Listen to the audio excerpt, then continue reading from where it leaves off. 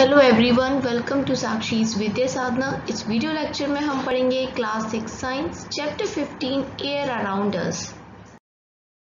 हमने चैप्टर 9 में पढ़ा था कि हर लिविंग बीइंग को एयर की ज़रूरत होती है जीने के लिए।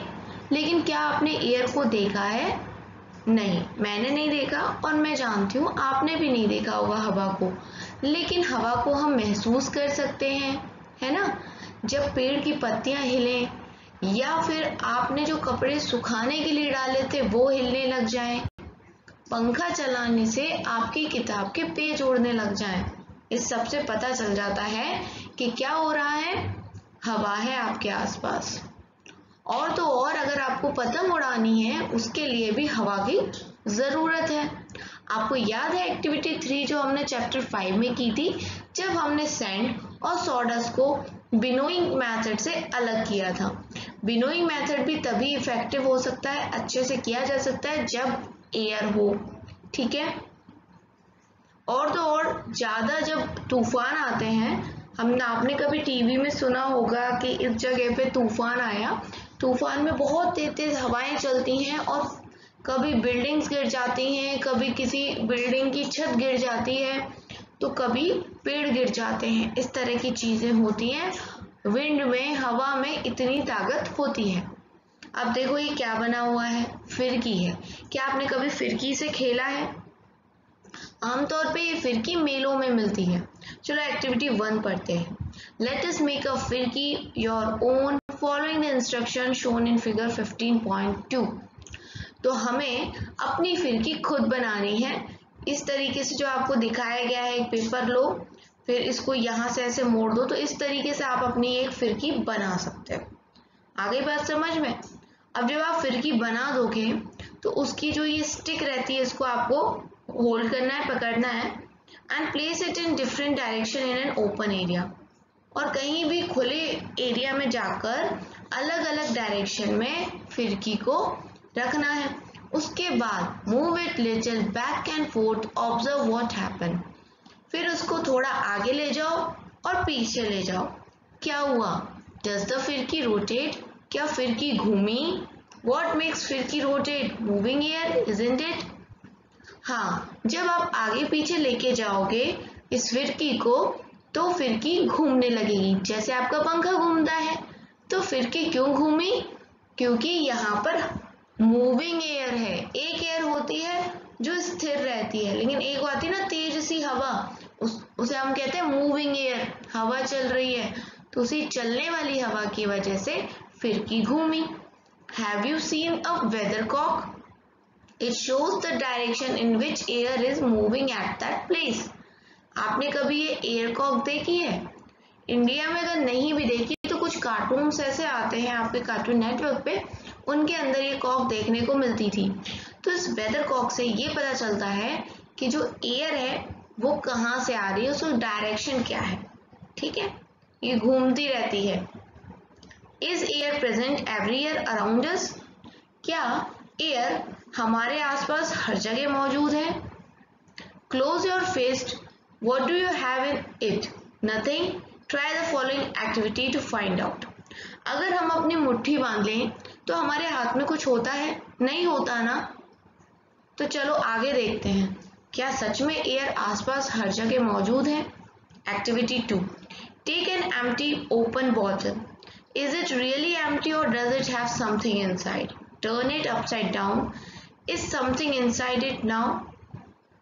अब देखो, खाली एक आपको बॉटल लेनी है और वो ऊपर से खुली होनी चाहिए, कोई ढक्कन नहीं होना चाहिए, ठीक है। अब ये बताओ कि वो जो बॉटल है आपके कहने के अनुसार वो खाली है, लेकिन क्या वो सच में खाली है? उसको टर्न करो, ऊपर ले जाओ, नीचे ले जाओ, क्या वो सच में अभी भी खाली है या उसके अंदर कुछ है? अब इस बॉटल को, ये सब आपने कभी ना कभी नहाते टाइम बचपन में जरूर किया होगा, अपनी बाल्टी में उसके साथ, मग के साथ, है ना, एक गुड़ गुड़ टाइप आवाज आती है। ये क्यों आती है? आज इसका जवाब आपको मैं दूंगी। Now dip the open mouth of the bottle into the bucket filled with water as shown in figure 15.4। तो अब आपकी ये भरी बाल्टी में इस बॉटल को आप इस तरीके से डालेंगे कि नीचे इसका जो ढक्कन वाला एरिया होता है वो होगा, पर ढक्कन नहीं लगाना है। Observe the bottle. Does water enter the bottle? Now tilt the bottle slightly. Does the water now enter the bottle? अगर आप इस तरीके से बॉटल को डालोगे तो आप ये देखोगे कि बॉटल के अंदर पानी नहीं जा रहा। लेकिन ऐसा क्यों हो रहा है? बॉटल तो खाली है, पानी जाना चाहिए। लेकिन जब आप थोड़ी सी टेढ़ी कर दोगे बॉटल को, तब बॉटल के अंदर पानी जाता है। तो ऐसा क्यों होता है? Do you see bubbles coming out of the bottle or hear any bubble sound? जैसा कि मैंने आपको बताया गुड़ की साउंड आएगी। तो इस वाली फिगर में जब आप थोड़ा सा टेढ़ा करोगे बॉटल को तो एक गुड़ की साउंड भी आएगी और पानी अंदर भर जाएगा और बबल्स भी आएंगे। तो ऐसा क्यों होता है? Can you guess what was in the bottle? क्या आप गैस कर सकते हो ऐसा क्यों होता है? और बॉटल के अंदर क्या था? हाँ, बॉटल के अंदर एयर थी।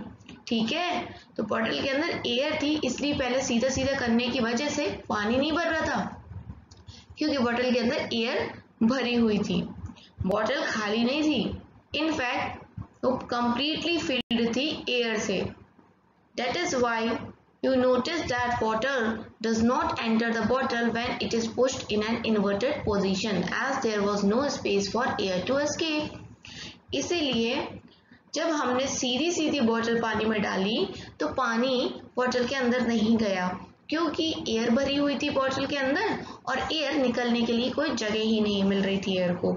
अब आगे देखो, when water was tilted the air was able to come out in the form of bubbles and water filled up empty space that the air has occupied.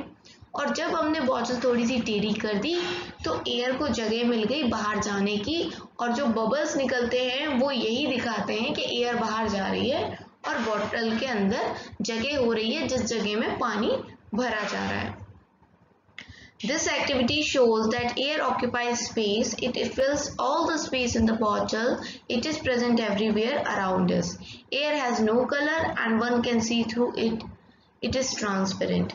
तो इस एक्टिविटी से हमें बहुत सारी बातें पता चलती है। क्या कि एक तो एयर किसी भी चीज का पूरा स्पेस कवर कर लेती है। अब जैसे बॉटल के अंदर थी तो बॉटल पूरी कवर कर ली, इतनी भी जगह नहीं छोड़ी कि पानी अंदर आ सके।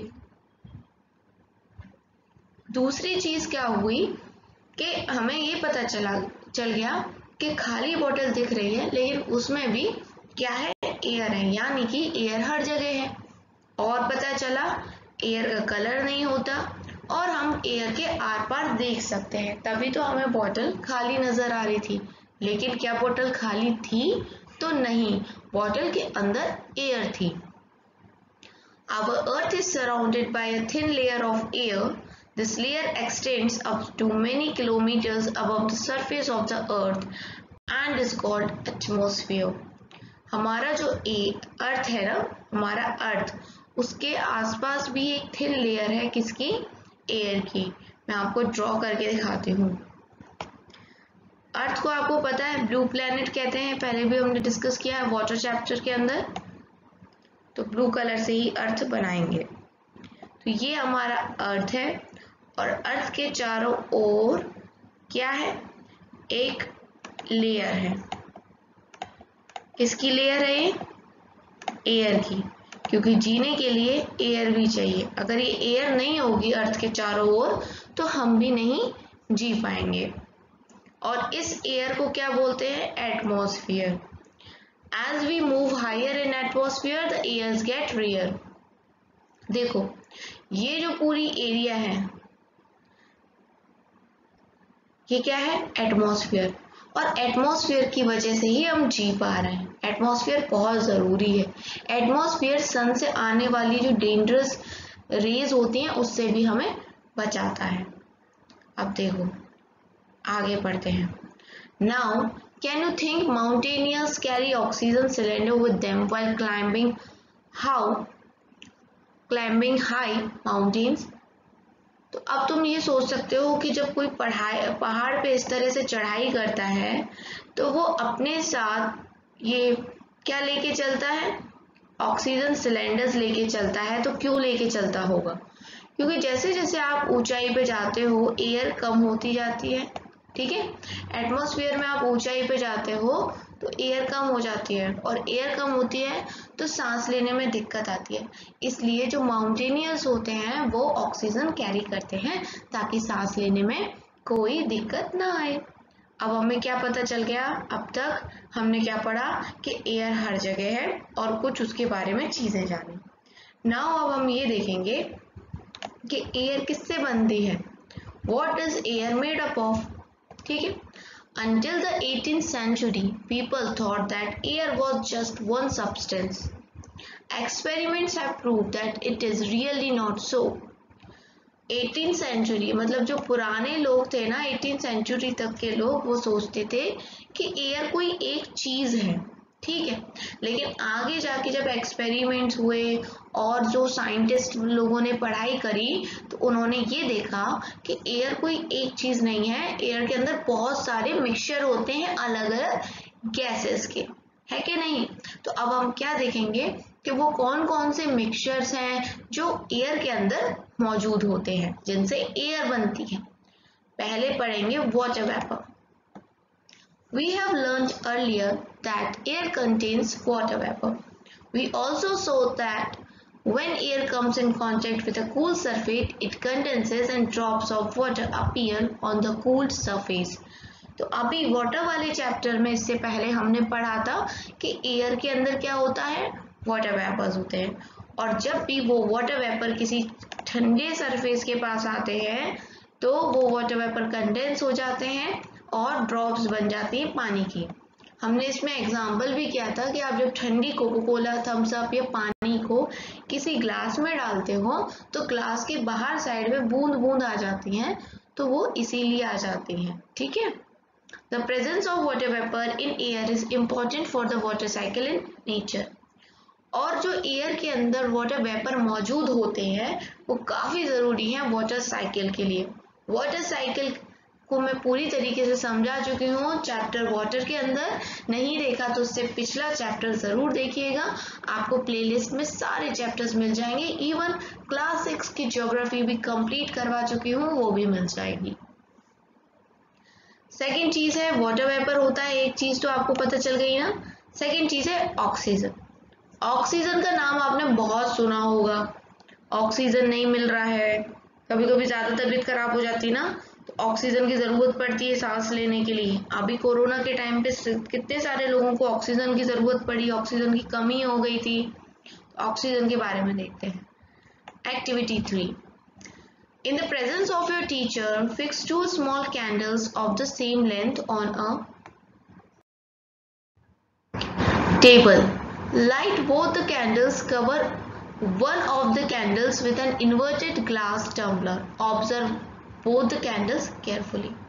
टेबल के ऊपर हमें ये 2 कैंडल्स लगा लेनी है, ठीक है। फिर उनमें से एक कैंडल के ऊपर ग्लास रख देना है।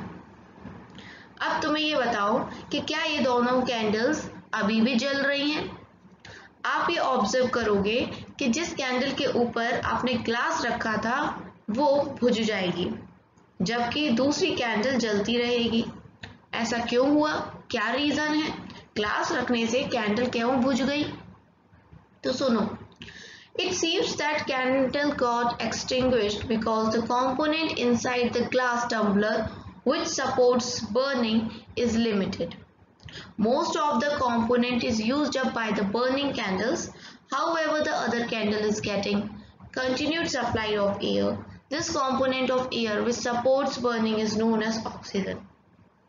तो दरअसल ये था कि ये वाली जो इस साइड वाली जो थी, जो चल रही है कैंडल ओपन में रखी हुई है, इसकी बात कर रही हूँ मैं। इसको तो कंटिन्यूस क्या मिल रहा है, एयर मिल रही है, क्योंकि ये खुले में रखी हुई है। लेकिन जब ग्लास रखा इस वाली पे तो इसको एयर मिलना बंद हो गई, है ना। तो एयर के अंदर वो क्या चीज होती है जो कि बर्निंग को सपोर्ट करती है, तो वो है ऑक्सीजन। यहाँ एक्टिविटी 3 से आपने एक नई बात जानी कि अगर ऑक्सीजन नहीं होगा तो कोई चीज जल नहीं पाएगी। अब जब ग्लास इस पे रख दिया गया तो थोड़ी देर बाद जो ग्लास के अंदर एयर थी उसमें जो ऑक्सीजन था वो खत्म हो गया। ऑक्सीजन खत्म हो गया तो कैंडल बुझ गई। इसीलिए जो जहाँ पर भी हमें कोई चीज़ को जलाना होता है तो वहाँ पर ऑक्सीजन बहुत ज़रूरी है। अगर ऑक्सीजन नहीं होगा तो चीज़ नहीं जल पाएगी। ठीक है, अब आप बोलोगे कि जलाने से क्या होता है? जलाना तो बहुत ज़रूरी है ना, खाना कैसे बनाओगे, वहाँ भी तो कहीं ना कहीं हीट हो रही है। ऑक्सीजन बहुत ज़्यादा ज़रूरी होता है किसी भी चीज़ को बर्न करने के लिए, और ऑक्सीजन एक इम्पॉर्टेंट कॉम्पोनेंट है एयर का। तो अभी तक हमने दो कॉम्पोनेंट पढ़ लिए एयर के, वाटर वेपर, ऑक्सीजन। अब हम देखेंगे धीरे धीरे नाइट्रोजन को, कार्बन डाइऑक्साइड को, डस्ट और स्मोक। ये सारी चीजें मिलके एयर बनाती हैं। ठीक है, नाइट्रोजन के बारे में देखेंगे तो देखो एक्टिविटी 3 में हमने क्या ऑब्जर्व किया कि ग्लास जो हमने कैंडल के ऊपर ढका था उसके अंदर एयर तो थी ही, लेकिन कुछ एयर के अंदर कोई ऐसा कंपोनेंट था जो बर्निंग नहीं होने दे रहा था। उसी की वजह से तो ये क्या हो गया था, बुझ गई थी, है ना, जब हमने इसके ऊपर से ग्लास डाला। यानी इस ग्लास के अंदर जो एयर थी उसमें कोई ऐसा कंपोनेंट था जो बर्निंग नहीं होने दे रहा था, जो कैंडल को जलने नहीं दे रहा था। तो वो कंपोनेंट कौन सा था? नाइट्रोजन। तो नाइट्रोजन क्या करता है? नाइट्रोजन सपोर्ट नहीं करता है बर्निंग को। तो इसीलिए अगर कहीं मान लो जैसे आग लगी है और वो आग बुझानी हो तो क्या करेंगे? नाइट्रोजन छिड़काव कर देंगे तो बर्निंग बंद हो जाएगी। अब एक और कंपोनेंट है कार्बन डाइऑक्साइड, जो आपने बहुत आमतौर पे सुना होगा। जब हम सांस लेते हैं तो ऑक्सीजन लेते हैं और जो रिलीज करते हैं वो कार्बन डाइऑक्साइड होता है। In a closed room, if there is some material that is burning, you may have felt suffocation. This is due to excess of carbon dioxide that may accumulating in the room as the burning continues. अगर हम किसी बंद कमरे में हो ना तो एक मटेरियल होता है, और अगर मान लो कोई मटेरियल है जो जल रहा हो तो हमें कैसा लगेगा? घुटन जैसा होगा, धुआं धुआं हो जाएगा, घुटन फील होगा। तो वो घुटन क्यों होती है? कार्बन डाइऑक्साइड की वजह से होती है, जो पूरे रूम में मटेरियल के जलने की वजह से फैल जाती है। Carbon dioxide makes up a small component of air around us for respiration and produce carbon dioxide. Carbon dioxide बहुत ज़्यादा नहीं होती है एयर के अंदर, और कार्बन डाइऑक्साइड का यूज किस में होता है? रेस्पिरेशन की प्रोसेस में होता है, और जो प्लांट्स होते हैं ये यूज करते हैं, हम भी करते हैं और प्लांट्स भी करते हैं। Plants and animal matter also consume oxygen on burning and produce mainly carbon dioxide and few other gases. It is advisable not to burn dry leaves and discarded remains of the crop which pollute our surroundings. और carbon dioxide का ज़्यादा होने से क्या होता है? Pollution होती है, इन्वायरमेंट को नुकसान पहुंचता है। इसलिए कहा जाता है कि सूखी पत्तियों को और जो क्रॉप्स होते हैं, फसल की बचा कुचा जो भी होता है, उसको नहीं जलाना चाहिए। जलाने से क्या होता है? धुआं उठता है और उसके साथ एक गैस भी निकलती है कार्बन डाइऑक्साइड, जो कि हार्मफुल होती है। अगर क्योंकि हमारे जो एयर है उसमें कार्बन डाइऑक्साइड का कॉन्ट्रीब्यूशन कम है, लेकिन दिन ब दिन क्या होता जा रहा है? लोग बाग इतना सारा व्हीकल्स चलाते हैं और चीज़ों को जलाते हैं, तो इसकी वजह से कार्बन डाइऑक्साइड ज़्यादा होती जा रही है, और कार्बन डाइऑक्साइड का ज़्यादा होना अर्थ के लिए अच्छा नहीं है। एक और कंपोनेंट होता है dust and smoke. The burning of fuel also produce smoke. Smoke contains few gases and fine dust particles and is often harmful. That is why you see long chimneys in factories. This takes the harmful smoke and gases away from our noses but brings it closer to the birds flying up in the sky. Dust particles are always present in air. तो देखो एक और चीज होती है dust, मतलब धूल, और स्मोक होती है ना, धुआं धुआं सा। वो ये कैसे आता है? जब हम कोई भी फ्यूल को जलाते हैं, जैसे चूल्हे पे भी खाना बन रहा है, धुआं उठ के ऊपर जा रहा है, तो ये सब क्या है? डस्ट और स्मोक है, जो कि बहुत ज़्यादा हानिकारक होता है। फैक्ट्रीज में जहाँ पर भी बर्निंग की प्रोसेस होती है, वहाँ चिमनी लगी होती है काफ़ी ऊंचाई पे, तो हमसे वो दूर होता है, लेकिन कहीं ना कहीं वो इन्वायरमेंट को पॉल्यूट करता है, जो कि अगेन सेहत के लिए अच्छा नहीं है। जब ये सारी चीज़ें मिल जाती हैं तब हम बोलते हैं कि ये एयर है। तो एयर के अंदर ऑक्सीजन होता है, नाइट्रोजन होता है, कार्बन डाइऑक्साइड होता है, और डस्ट पार्टिकल्स होता है। ऐसे तो एयर के अंदर और भी बहुत सारी गैसेस होती हैं, लेकिन मेनली यही उसके अंदर कॉम्पोनेंट्स हैं जो देखे जाते हैं। Now activity 4, find a Sunny room in your school, home, हमें क्या देखना है, एक सनी रूम देखना है, मतलब जहाँ पर धूप वगैरह आ रही हो। Close all the doors and Windows with curtains pulled down to make the room dark। हमें एक सनी रूम लेना है, ठीक है, जिसमें मतलब ये सनलाइट आ रही हो, लेकिन हमें क्या करना है, उसके सारे दरवाजे अरवाजे सब बंद करना है। पर्दे लगे हों खिड़की पे तो वो भी लगा देने हैं। उसके बाद क्या करना है, ऐसा बना देना है कमरे को जैसे कि उसमें कभी सूरज आता ही ना हो, एकदम dark room. Now open the door or a window facing the sun just a little in such a way that it allows sunlight to enter the room only through a slit। Look carefully at the incoming beam of sunlight। अब ये gate है और इस तरफ से sunlight आ रही है, तो यहाँ पर एक होल कर दिया है। अब देखो यहाँ से होके सनलाइट पार करेगी, इसको तुम्हें ऑब्जर्व करना है। Do you see some tiny shining particles moving in the beam of sunlight? जब इस तरह की सनलाइट आती है तो जब आप ध्यान से देखोगे तो इधर आपको छोटे छोटे से पार्टिकल्स चलते हुए दिखेंगे लाइट में, बहुत छोटे छोटे से उड़ते हुए से दिखाई देंगे। तो ये पार्टिकल्स होते क्या हैं? During winters, you might have observed similar beam of sunlight filter through the tree leaves in which dust particles appear to dance merrily around। और इसी तरह की चीज़ हमें ठंड के टाइम पे भी दिखती है, जब हम पेड़ों के बीच में जाके खड़े हो जाते हैं ना, और पेड़ों अगर घना सा पेड़ हो और उसके ऊपर से जब बीच में से रोशनी आती है तो भी इसी प्रकार की हमें पार्टिकल्स देखने को मिलते हैं। ऐसा लगता है जैसे कि वो नाच रहे हो, है ना। This shows that air also contains dust particles. और इसी से हमें पता पड़ता है कि एयर के अंदर डस्ट पार्टिकल्स भी होते हैं। आपके आसपास इस टाइम भी बहुत सारे डस्ट पार्टिकल्स होंगे, लेकिन वो दिखाई नहीं देते हैं। दिखाई कब देंगे, जब हम इस प्रकार की एक सिचुएशन क्रिएट करेंगे। The presence of dust particles in air varies from time to time and from place to place। अब कितने डस्ट पार्टिकल्स होंगे ये डिपेंड करता है टाइम टू टाइम और place to place. We inhale air when we breathe through our nostrils। Fine hairs and mucus are present inside the nose to prevent dust particles from getting into the respiratory system। अब हम सांस कैसे लेते हैं, breathe कैसे करते हैं, nostril से। ये जो नाक है ना, ये जो नाक में होल्स होते हैं, ये अपने नॉस्ट्रल्स हैं, इनसे हम सांस लेते हैं। तो अपनी नाक के इधर अंदर क्या होता है, बाल होते हैं और म्यूकस होता है, एक चिपचिपा सा सब्सटेंस। तो ये क्या करते हैं कि जो भी अपने ये डस्ट पार्टिकल्स होते हैं ना हवा के, ये एक फिल्टर की तरह काम करता है। सारे डस्ट पार्टिकल जो भी गंदगी होती है वो सब यहाँ चिपक के रह जाती है और बाहर एक शुद्ध हवा, सॉरी अंदर की साइड रेस्पिरेटरी सिस्टम में, लंग्स में हमारे शुद्ध हवा जाती है, ठीक है। Do you recall being scolded by your parents when you breathe through your mouth? If you do that harmful dust particles may enter your body. कई बार हमारे मम्मी पापा हमें डांटते हैं कि मुंह से सांस क्यों ले रहे हो, नाक से लो, क्योंकि मुंह के अंदर कोई भी ऐसा म्यूकस या फिर बाल नहीं होते, और अगर हम मुंह से सांस लेते हैं तो जो डस्ट पार्टिकल्स होते हैं वो हमारे शरीर के अंदर चले जाते हैं, जो हमारे लिए अच्छे नहीं होते। We may conclude then that air contains some gases, water vapour and dust particles. इतना सब पढ़ने के बाद हमें ये चीज समझ में आती है कि एयर के अंदर क्या होता है, बहुत सारी गैसेस होती हैं, वाटर वेपर होते हैं और डस्ट पार्टिकल्स भी होते हैं। The gases in air are mainly nitrogen, oxygen, small amount of carbon dioxide and many other gases। However, there may be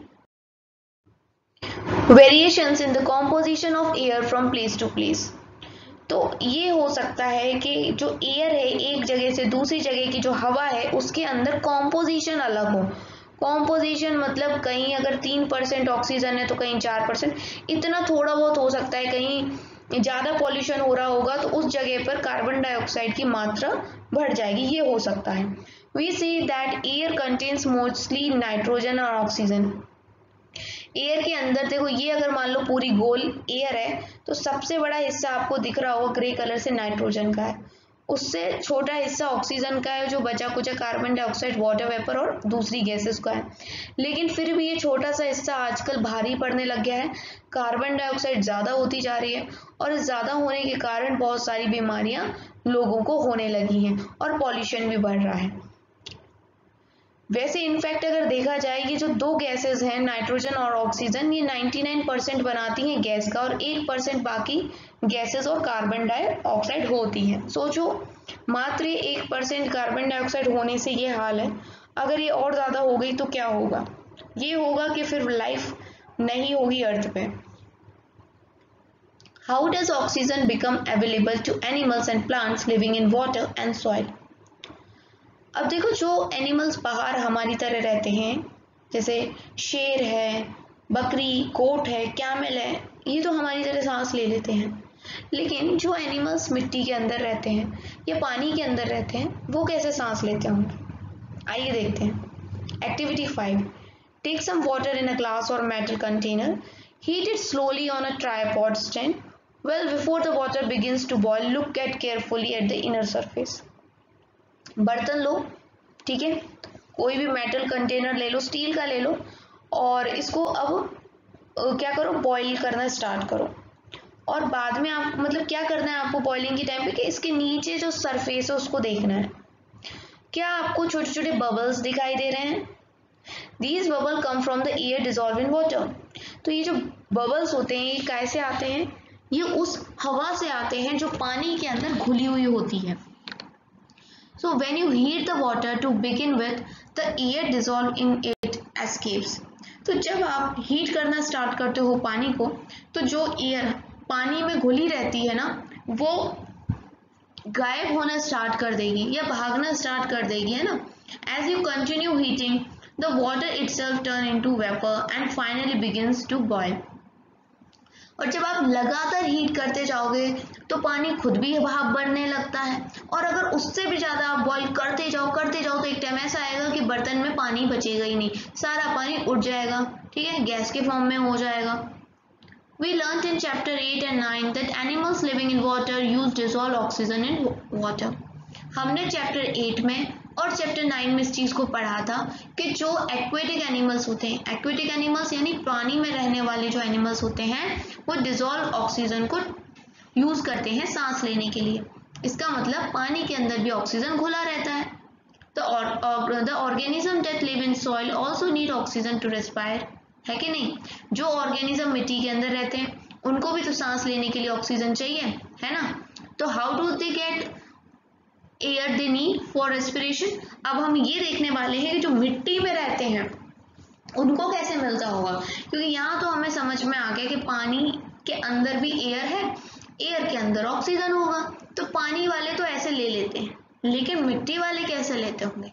इसके लिए देखेंगे activity 6, take a lump of dry soil in a beaker और a glass.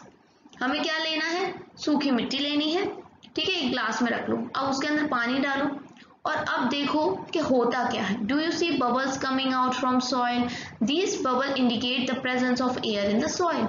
तो जब आप मिट्टी पर पानी डालोगे ग्लास के अंदर तो आपको छोटे छोटे से बबल्स दिखाई देंगे।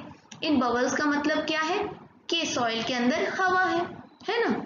When water is poured on the lump of soil, it displaces the air which is seen in the form of bubbles. जब हम मिट्टी के ऊपर पानी डालते हैं तो हमें बबल्स दिखाई देते हैं। बबल्स दिखने का मतलब ये है कि पानी ने हवा को डिस्प्लेस कर दिया है कि जा हवा तू हट और पानी आके जगह लेगा, इस तरह की चीज हुई है तो बबल्स हो रहे हैं। The organism that live inside the soil and plant root respire in this air. और यही वो मिट्टी के अंदर की एयर होती है जिसे मिट्टी में रहने वाले कीड़े मकोड़े यूज करते हैं सांस लेने के लिए। Burrows and holes are formed in deep soil by the animals living in the soil. These burrows also make spaces available for air to move in and out of the soil. तो क्या होता है कि जो जानवर, जो भी कीड़े मकोड़े मिट्टी के अंदर रहते हैं, घर बनाते हैं मिट्टी के अंदर, तो वो सांस कैसे लेते हैं? ये हमने देख लिया कि मिट्टी के अंदर जब पानी डालो तो बबल्स निकलते हैं।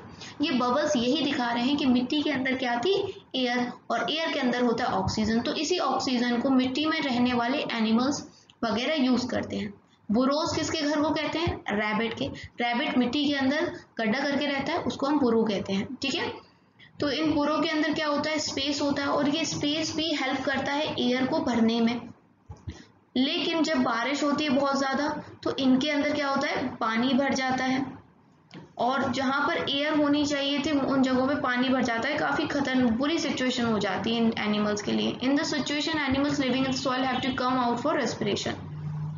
और फिर हर एनिमल तो पानी में नहीं रह पाता, इसलिए इनको फिर अपने इन बोरोज से बाहर आना पड़ता है सांस लेने के लिए। Could this be the reason why earthworms come out of the soil during heavy rains? क्या ये एक रीज़न हो सकता है कि जो केंचुए होते हैं बारिश के टाइम पे बाहर आ जाते हैं? तो जी हाँ। Have you ever wondered why all the oxygen of atmosphere does not get used up, though a large number of organisms are consuming it? क्या आपने कभी सोचा है कि हमारे यहाँ पर इतने सारे ऑर्गेनिजम्स हैं, है ना, इंसान को भी ऑक्सीजन चाहिए, कीड़े मकोड़ों को ऑक्सीजन चाहिए और एनिमल्स को ऑक्सीजन चाहिए, मछलियों को भी ऑक्सीजन चाहिए, तो फिर जो ऑक्सीजन है वो खत्म क्यों नहीं हो रहा है? कभी सोचा है? Who is refilling the oxygen in the atmosphere? Atmosphere में ऑक्सीजन को रिफिल कौन कर रहा है? जैसे सिलेंडर हमारा खत्म हो जाता है तो हम नया लेके आ जाते हैं भरा हुआ गैस का सिलेंडर, तो वैसे ही ऑक्सीजन को कौन रिफिल कर रहा हो एटमॉस्फेयर में? तो कैसे ये ऑक्सीजन खत्म नहीं हो रहा जबकि इतने सारे लोग डेली ऑक्सीजन को हर पल हर सेकंड कंज्यूम कर रहे हैं? तो ये हम अब जानेंगे। How is the oxygen in the atmosphere replaced? In chapter 7 we read about photosynthesis. In this process plants make their own food and oxygen is produced along with it. हमने क्या पढ़ा था चैप्टर 7 में? The process of photosynthesis. Photosynthesis process के अंदर क्या होता है कि प्लांट अपना खाना बनाते हैं, इस खाने के अंदर वो लोग ऑक्सीजन रिलीज करते हैं और ऑक्सीजन बनाते हैं, और ये वही ऑक्सीजन है जो हमें सांस लेने में हेल्प करती है। Plant also consume oxygen for respiration, but they produce more of it than they consume. देखो प्लांट भी ऑक्सीजन को कंज्यूम करते हैं जब वो सांस लेते हैं, लेकिन जितनी ऑक्सीजन प्लांट यूज करते हैं उससे कहीं ज्यादा प्लांट क्या करते हैं? बनाते हैं ऑक्सीजन। इसीलिए हम बोल सकते हैं कि प्लांट ऑक्सीजन बनाते हैं, प्रोड्यूस करते हैं ऑक्सीजन को। It is obvious that animals can not live without plants. The balance of oxygen and carbon dioxide in the atmosphere is maintained through respiration in plants and animals and by the photosynthesis in plants. ये बिल्कुल clear है कि जो animals होते हैं, जो animals हैं, हम भी एक प्रकार के एनिमल हैं, हम सोशल एनिमल हैं, हम लोग बिना प्लांट्स के नहीं रह सकते हैं। जो बैलेंस है ऑक्सीजन का और कार्बन डाइऑक्साइड का, ये मेंटेन रहना चाहिए एटमॉस्फेयर के अंदर, तभी हम रेस्पिरेशन कर सकेंगे। ठीक है, in this shows the interdependence of plants and animal. और इससे पता पड़ता है इंटरडिपेंडेंस मतलब प्लांट्स और एनिमल्स एक दूसरे पे निर्भर हैं। कैसे? प्लांट्स ऑक्सीजन छोड़ते हैं, मैं आपको देखो ड्रॉ करके दिखाती हूँ उस चीज को। वेट, ये कोई ह्यूमन बीइंग है, ठीक है, ह्यूमन बीइंग मान लो या फिर एनिमल मान लो, और यहाँ पर हमारा एक फूल है, ठीक है, फूल ह्यूमन बीइंग जितना ही बड़ा हो गया है, पर कोई बात नहीं, मतलब ये एक प्लांट है। अब ये प्लांट क्या छोड़ेगा अपनी तरफ से? ऑक्सीजन। ये एरो बना दिया, यानी प्लांट क्या दे रहा है? ऑक्सीजन। और जब हम नाक से सांस छोड़ते हैं तो हम क्या देते हैं? कार्बन डाइऑक्साइड, CO2 कहते हैं जिसको। और यही कार्बन डाइऑक्साइड प्लांट को जरूरी होता है, किस लिए? खाना बनाने के लिए, फोटोसिंथेसिस के लिए। तो खाना खाता है प्लांट और क्या छोड़ देता है? ऑक्सीजन। फिर हम ऑक्सीजन लेते हैं, कार्बन डाइऑक्साइड छोड़ते हैं, फिर ये O2 देता है, फिर इस तरह से ये गोल गोल साइकिल चलती रहती है। इसलिए हमने ये कहा कि प्लांट किस पे डिपेंड है? एनिमल्स पे या ह्यूमन बींग्स पे, और ह्यूमन बींग्स और एनिमल भी प्लांट्स पे डिपेंड है। We can now appreciate how important air is for life on earth. अब तो आपको समझ में आ गया ना कि अर्थ पर जो एयर है वो कितनी इंपॉर्टेंट है। Are there any other use of air? Have you heard about a windmill? Look at figure 15.12। क्या एयर के सांस लेने के अलावा भी कुछ फायदे होते हैं? क्या आपने कभी विंडमिल के बारे में सुना है? नहीं सुना? मैं बताती हूँ। ये देखो, ये पिक्चर है, ये विंडमिल है। विंड क्या होता है? जो तेज हवा होती है, मूविंग एयर को हम विंड कहते हैं। तो ये विंडमिल है, यानी हवा से रिलेटेड कुछ होगा। आइए पढ़ते हैं। The windmill the wind makes the windmill rotate. जब तेज हवा चलती है तो ये घूमने लगता है। हमने अभी फिरकी देखी थी ना, समझ लो ये बड़ी सी फिरकी है, उसी प्रकार। The wind mill is use to draw water from tubewells and to run flour mills. इस विंड मिल का यूज होता है कुएं से या ट्यूबवेल से पानी निकालने में और आटे की मिल्स में। Wind mills are also use to generate electricity. और तो और विंड मिल का यूज बिजली बनाने के लिए भी किया जाता है, इलेक्ट्रिसिटी बनाने के लिए भी किया जाता है। Air helps in the movement of sailing yachts, gliders, parachutes and aeroplane. Air और किस काम में आती है? जब आप कहीं पर भी शिप या बोट में होते हो तो उसमें भी बहुत ज़्यादा इम्पोर्टेंट होती है हवा, ठीक है। पैराशूट, पैराशूट देखा ना, जिसको उड़ के नीचे आते हैं लोग आसमान से, तो वो भी बहुत ज़रूरी होता है पैराशूट के लिए एयर। और एरोप्लेन्स, अगर एयर नहीं है तो ये लोग बिल्कुल काम करना बंद कर देंगे। Birds, bats and insect can fly due to presence of air. अगर एयर नहीं होगी तो ना कोई बर्ड फ्लाई कर पाएगी, ना चमगादड़ फ्लाई कर पाएगी, ना कोई कीड़े मकोड़े फ्लाई कर पाएंगे, ना मॉस्किटो फ्लाई, कोई फ्लाई नहीं कर पाएगा अगर एयर नहीं होगी। Air also helps in the dispersal of seed and pollen of flowers of several plants. Air plays an important role in water cycle. Even air water cycle में भी बहुत important role play करती है। Water cycle के बारे में मैंने सिर्फ previous chapter water के अंदर आपको समझाया था। अगर आपको नहीं समझ में आया तो प्लेलिस्ट चेक करना, क्लास 6 साइंस साक्षी विद्या साधना डालना, प्लेलिस्ट आ जाएगी। पूरे चैप्टर्स करवा दिए हैं, ज्योग्राफी भी कंप्लीट करवा चुकी हूँ, उसमें आप समझ सकते हैं। इसी के साथ हमारा ये चैप्टर ख़त्म हो गया, एयर अराउंड अस। और आई होप आपने बहुत सारी चीज़ें समझी होंगी। देखिए समरी में क्या क्या बताया है। Air is found everywhere, we can not see air but we can feel it. Air हर जगह है, हम एयर को देख नहीं सकते पर महसूस कर सकते हैं। एयर अगर मोशन में हो, मतलब बहती हवा हो, तो उसको हम विंड कहते हैं। एयर दिखाई नहीं देती लेकिन एक स्पेस को एयर ऑक्यूपाई करती है। आपने देखा था ना, एक बॉटल के अंदर कुछ नहीं था पर पूरे में एयर भरी हुई थी, यानी कि एक जगह घेरती है एयर। एयर वाटर में भी प्रेजेंट है और सॉइल में भी प्रेजेंट है। एयर एक प्रकार का मिक्सचर है, जिस मिक्सचर के अंदर nitrogen, oxygen, carbon dioxide, water vapour and few other gases भी होती हैं। सम डस्ट पार्टिकल्स में ऑल्सो भी प्रेजेंट इन इट, और कुछ डस्ट पार्टिकल्स भी हैं जो कि एयर में मौजूद होते हैं।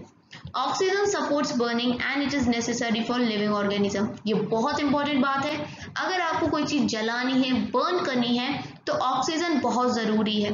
और आपको ये पता होगा बर्निंग इंसानों के लिए कितनी ज़रूरी है। हम बर्न करके ही खाना बनाते हैं।